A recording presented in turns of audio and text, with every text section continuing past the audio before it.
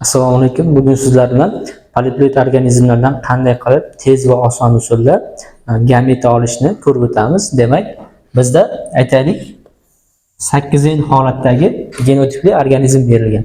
Bundan qanday gameta olamiz va ular soni nechadan chiqadi? Bularning har bittasini kombinatsiya o'z odatda kombinatsiya qilib chiqishimiz kerak edi, lekin osonroq usulda qanday bo'ladi? Demak, bizda bundan shu tartibdagi gametalar hosil bo'ladi. Ya'ni dastlab katta A'lar, keyin oxiridan asta-sekin kichiklashtirib borib, oxirida faqat kichik A'larni o'zi shu ko'rinishdagi 1, 2, 3, 4, 5 xil gameta olamiz. Va bular sonini qanday aniqlaymiz? Buni aniqlashda bizda matematikada xuddi shunga o'xshash Pascal uchburchagi degan formula yoki qonun bor. Pascal uchburchagi. Bu qanday bo'ladi? Demak, dastlab uchburchakning eng tepasiga 1 yozamiz va har doim uchburchak ikkala chekkasida 1 bo'ladi. Va bu 1 yozamiz va yana ikkala chekkasiga 1 yozamiz, o'rtaga 1 va 1 yig'indisi. 1 ga 1 ni qo'shsak 2. Shu tarzda. Keyingi har doim uchburchak ikkala chekkasiga 1 yozamiz. 1 plus 2 3, 2 plus 1 3. Yana ikkala chekkasiga 1 yozamiz. 1 ga 3 ni qo'shsak 4, 3 ga 3 6 va 3 ga 1 yana 4.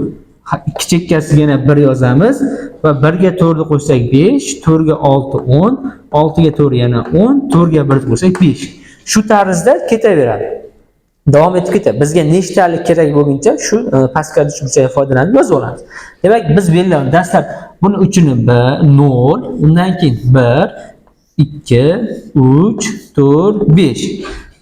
Shu tarzda belgilab olamiz. Demak, bizda 4 enli gametalar hosil bo'ldi. Ya'ni buni qayerdan bilamiz? 4 ta gen. 1 2 3 4.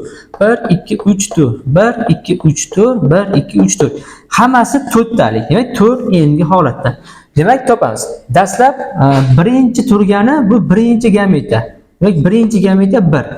Demak, 1. 1 ni 1 ga ko'paytiramiz. Demak, bundan bitta chiqadi. Ikkinchisi 4. Mana 4 ta, bundan 4. İkincisi turgani demak 4 ni 4 ga ko'paytiramiz. Demak 16 ta.